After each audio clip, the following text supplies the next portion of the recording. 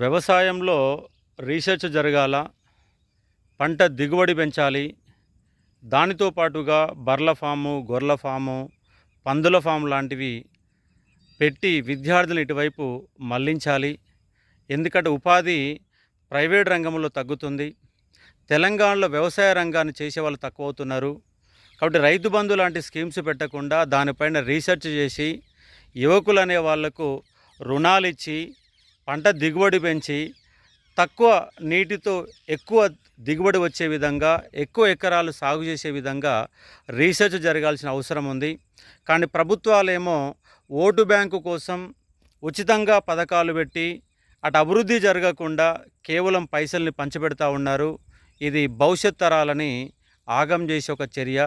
కాబట్టి ఒక ప్రతి మండలానికి ఒక వ్యవసాయ అధికారి కాకుండా ఒక 3 గ్రామాలకు ఒక వ్యవసాయ అధికారిని పెట్టి రీసెర్చ్ చేసి కొత్త కొత్త వంగడాలను సృష్టించి తక్కువ పెట్టుబడితో ఎక్కువ ఉత్పత్తి చేసే విధంగా, తక్కువ నీటి సౌకర్యంతో ఎక్కువ పంటలు పండే విధంగా రీసెర్చ్ చేయాల్సిన అవసరం ఉంది. ఇవాళ 2018 నుంచి ఇప్పటి వరకు మనకు రైతు బంధు స్కీమ్ అమలవుతుంది.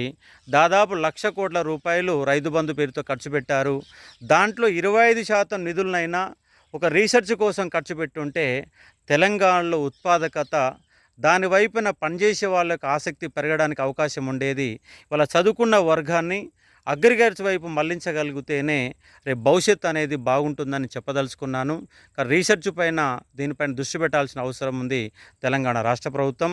అక్కడ ఉచితంగా డబ్బులు పంచివ్వకుండా మార్కెటింగ్ సౌకర్యాలు కల్పిస్తే పండించిన వాడికే న్యాయం జరగడానికి అవకాశం ఉంది. ఇవాళ పత్తి క్వింటాల్కి 7,500 రూపాయలు ఇవాళ ఇవ్వడం జరుగుతుంది. దాన్ని 9,000 రూపాయలు ఇవ్వండి, అప్పుడు పండించిన వాడికి లాభం జరుగుతుంది.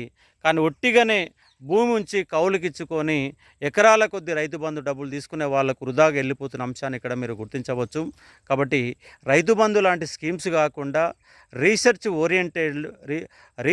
ఓరియంటేషన్లో వ్యవసాయం పైన పెట్టుబడులు పెట్టాల్సిన అవసరం ఉందని చెప్పేసి నేను చెప్పదలుచుకున్నాను.